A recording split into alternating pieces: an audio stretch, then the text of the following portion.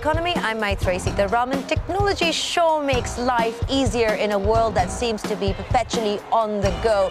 Automation makes it cheaper for us to produce things and makes life easier, but it also raises the ultimate question.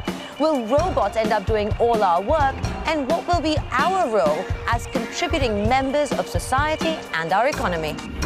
Just like this escalator, it's been a steady progression of how we work since the start of the Industrial Revolution in the 18th century.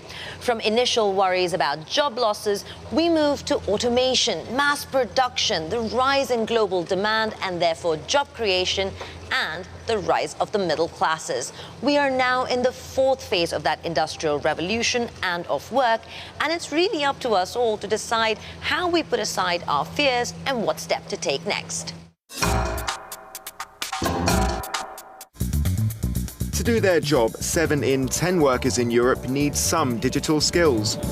But 1 in 3 don't have any, while half of Europeans in low-skilled occupations don't use technology at all. 9% of developed world jobs are at a high risk of becoming automated, with 1 in 4 jobs dramatically changing for a digital world, pushed by productivity growth expected with automation and robots. But 4 out of 10 companies can't find people with the right skills to fill the jobs being created.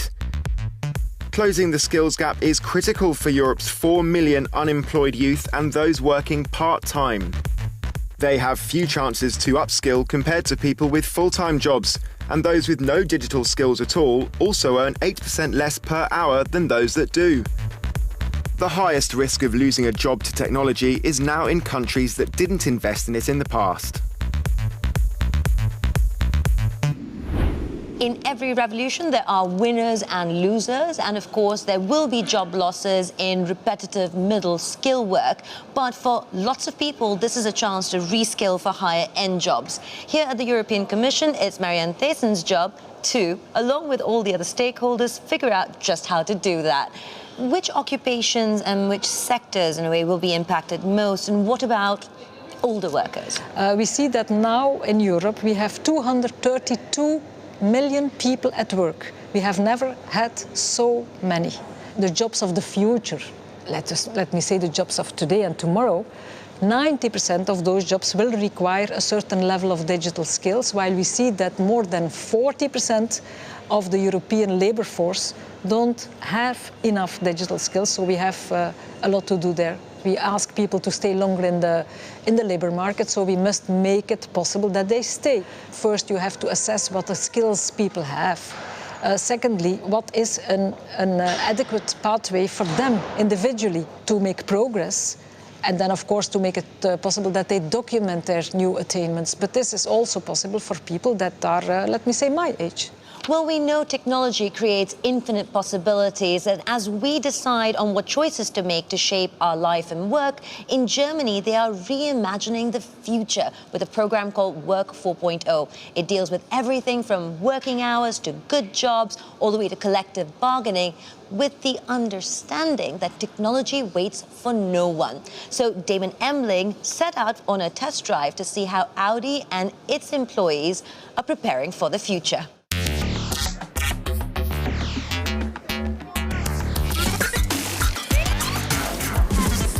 Don't be deceived by the old buildings. Germany is facing up to its high-tech future.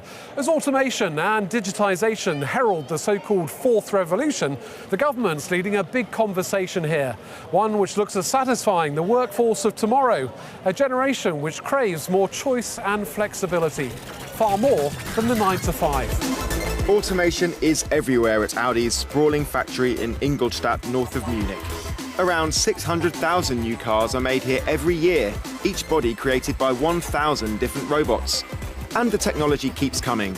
More digitalization, virtual reality and 3D metal printing are all on the cards. But the company says it won't be slashing its 44,000 on-site staff.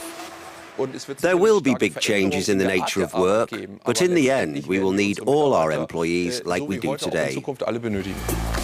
They may go at a snail's pace, but these autonomous platforms being developed by a startup could further boost factory productivity. Transporting components to individual workstations, the disruptive technology does away with the traditional production line. Just imagine you're a big mall where you have like 50 different stores. Well, whilst the normal assembly would bring you through all the stores, our approach only brings you in those stores where you actually need something, so you're finished way earlier. Amid all this change, Germany's Work 4.0 strategy talks of a new social compromise across industry. More work-life balance for staff, something this carmaker sees as good for business and loyalty. Jobs are already digitalised, in particular in the offices. We also implemented mobile working. Now we're introducing flexible working hours in shifts, which is part of a pilot project. Business experts reckon the social change will be revolutionary as we juggle increasingly hectic lives. I don't think everyone is ready yet. It's a slow transition, but as technology moves forward and the awareness becomes, I think it will be a quick transition. I think this is going to be a game changer and it's going to be fantastic. The productivity gains of technology are clear.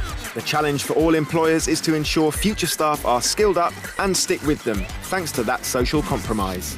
Still with us is Commissioner Marianne Thyssen. Robotics, artificial intelligence, all leads to fears that it's going to exacerbate economic inequality. How do you prevent that?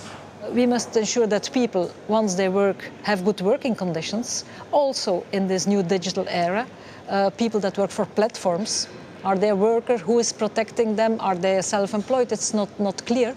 And we must also ensure that everybody is in a social security system so that they have a scheme where they contribute to a system where they are entitled to certain benefits when conditions are fulfilled. What kind of structural changes do you think will be needed? We are preparing now the final launch, let me say, of this pillar of social rights with some principles and values that can serve as a reference framework to screen the performance of national, social and labour market policy, but also European policy. Where's the stumbling block and how do you overcome it? I am an employer, a worker, I am an employer, I am self-employed.